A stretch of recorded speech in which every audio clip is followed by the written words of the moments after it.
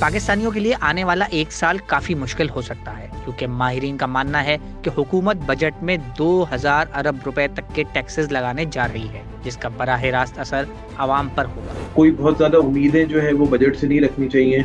एक tax heavy budget जो है वो ये होगा, जिसमें गवर्नमेंट जो है वो तकरीबन 1.5 से 2 ट्रिलियन रुपए के जो है वो नए टैक्सेस लगाने जा रही है। अगर हम एफबीआर का रेवेन्यू भी देखें, जो कि इस साल तकरीबन 9.4 ट्रिलियन पे क्लोज हुआ है, तो नेक्स्ट ईयर एक्सपेक्टेड है 12.9 ट्रिलियन तक जो है वो जाए। तो ये आप समझ लें तकरीबन 3-3.5 ट्रिलियन की जो है वो ईयर ऑन ईयर जंप है।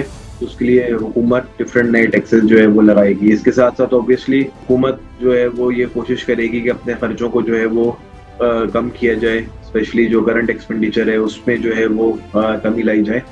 तो बहुत ज़्यादा रिलीफ इस बजट में शायद हुकूमत ना दे पाए, क्योंकि हुकूमत के पास इतना रूम ही नहीं है रिलीफ देने का। आई वुड से कि ये जो है वो IMF flat tax heavy budget जो है वो हुकूमत देने जा रही है। न सिर्फ आम पाकिस्तानी बल्कि कारोबारी हजरात के लिए भी आने वाला एक साल काफी मुश्किल हो सकता है। अगर टैक्स हैवी बजट होगा तो वो टू एन एक्सटेंट जितने भी अक्रॉस द बोर्ड सेक्टर्स हैं उनके लिए जो है वो एक एडिशनल चैलेंज बनेगा, क्योंकि ऑब्वियसली हमारे मुल्क में already corporate tax rate region के मुकाबले में बहुत ज़्यादा है। हमारे मुल्क में 29+10 फॉर इंडस्ट्रीज एंड इवन अगर आप बैंक्स की बात करें तो उन पे तो और तकरीबन 49% तक का टैक्स मौजूद है।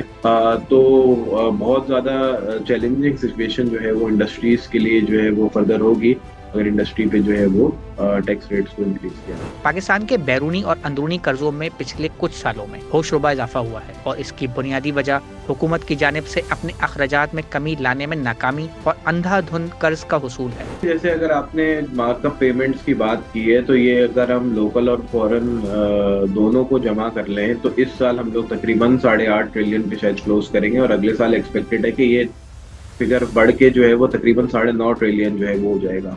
तो बेसिकली ये बढ़ने की वजह क्या होती है? ये बढ़ने की वजह ये होती है कि आप जो है वो ऑब्वियसली फिस्कल डेफिसिट रन कर रहे होते हो। फिस्कल डेफिसिट रन करने जब आप करते हो तो उसको ऑब्वियसली आपने फंड करना है, क्योंकि आपके जो रेवेन्यूज हैं वो कम है, आपके खर्चे जो है वो ज़्यादा हैं। तो जब आपके खर्चे ज़्यादा होते हैं तो ऑब्वियसली आप फिस्कल डेफिसिट करते हो। आप जब फिस्कल डेफिसिट आपने कर लिया तो आपने उसको फंड करना होता है। वो फंड होता है वाया बोरोइंग। तो या तो आपको एक्सटर्नल बोरोइंग मिलती चली जाए, आप उससे फंड करो, या आपके पास अगर एक्सटर्नल बोरोइंग का ऑप्शन नहीं है, जैसे हम अब तो हमारी सिचुएशन रिलेटिवली बेहतर हो गई है, लेकिन अगर हम पिछले 1 साल पहले की सिचुएशन देखें, जब हमारा IMF प्रोग्राम नहीं हुआ था और उससे पहले जो IMF प्रोग्राम में डिले हुआ था, तो हमारी पूरी रिलायंस जो है वो लोकल फंडिंग पे हो गई थी। तो इससे होता ये है कि आपके मुल्क का जो डेट स्टॉक है, लोकल बोरोइंग है या फॉरेन बोरोइंग है, वो कंटिन्यूसली जो है वो बढ़ती चली जाती है। जब वो बढ़ती चली जाती है तो उस पर आपने सूद देना होता है, उस पर आपने इंटरेस्ट देना होता है। तो होता यही है कि जितना बड़ा फिस्कल डेफिसिट होगा उसको फंड करने के लिए फिर बोरोइंग करनी पड़ेगी।